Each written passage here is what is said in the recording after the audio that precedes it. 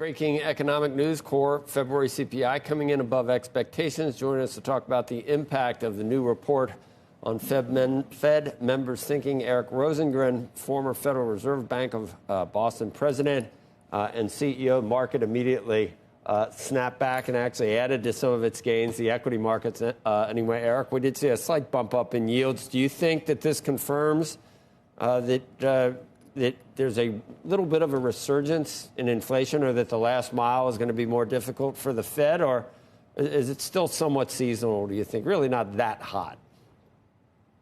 So I think it's not that hot. Obviously, it was a little bit firmer than market expectations. There's still slow progress on the core component.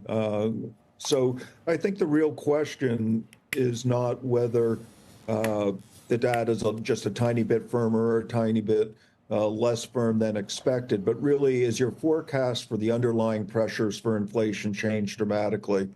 And I think we are seeing shelter prices decline. I would say some of the service sectors, particularly medical and transportation, are not coming down quite as quickly as I'm sure the Fed would like. But I think they'll take some comfort in that the general outlook for the forecast, which is continued improvement in the shelter component, which gets overweighted in the CPI relative to the PCE, is probably pretty consistent with what they're expecting, which is a gradual decline. So when we look at the core PCE, it's currently at a place where they're probably comfortable if it comes down a few more tenths by the June meeting. And my guess is that this doesn't really change the outlook for that likely to be happening. So June is when we get, and you think a cut is makes sense. You think we're in restrictive territory right now based on where Fed funds are? So we're clearly at restrictive territory. So, if you think the inflation rate's trending down to 2%, the federal funds rate, even if you have a pretty high equilibrium real interest rate, it's still going to be pretty restrictive. So my own view would be that they have plenty of room to still be restrictive and ease 3 or 4 times over the course of this year. So I don't think they're going to be in a rush to ease, but June's not really being in a rush.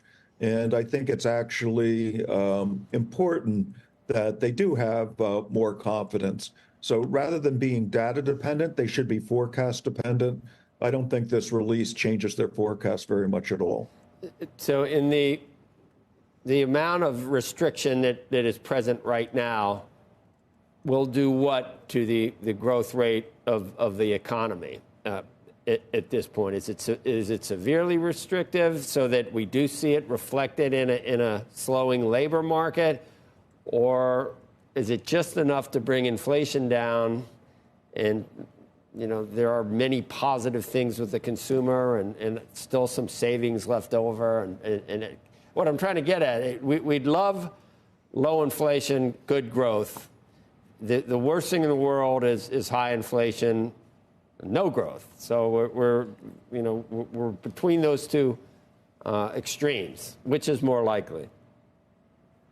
So just put a little context to that question. The second half of last year was expected to be quite weak, and we grew faster than 3% real GDP. It looks like this quarter is not going to grow as fast as the second half of last year grew, but it's still going to be a respectable 2 to 2.5% growth. Given where the unemployment rate is, which is right around what many economists think is potential, that's probably the kind of growth that we would expect. It does seem that the federal funds rate is restrictive enough to get us on the path that we're looking for, which is to be pretty close to 2% by the end of the year. We'll probably be a little bit north of 2% at the end of the year, but not by a lot on the PCE inflation. So I think the Fed is going to be happy that this is pretty much confirming the direction that they thought the economy is going, maybe not quite as fast as they were hoping. But nonetheless, I don't think it dissuades them that their overall forecast is appropriate. So I think consumption is likely to be weaker in the second half of the year than we were seeing at the end of the second half of last year, you are seeing some stresses for the consumer. So if you look at particularly for the lower quartile of the income distribution, you are seeing more delinquencies on consumer loans, both credit cards and autos. That's not particularly surprising. That probably is going to be consistent with a little bit slower growth in consumption, but growth that's probably still stronger than people would have expected if you thought about where we were, 9 months or a year ago. Yeah. So I view this as actually pretty positive that we're still getting positive growth about what you would expect, roughly a 2 to 2.5% growth rate, inflation gradually coming down over the course of the year.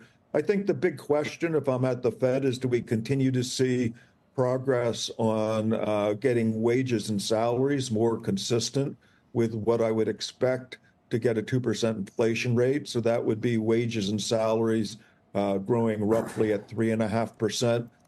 They're probably growing a bit faster than that right now.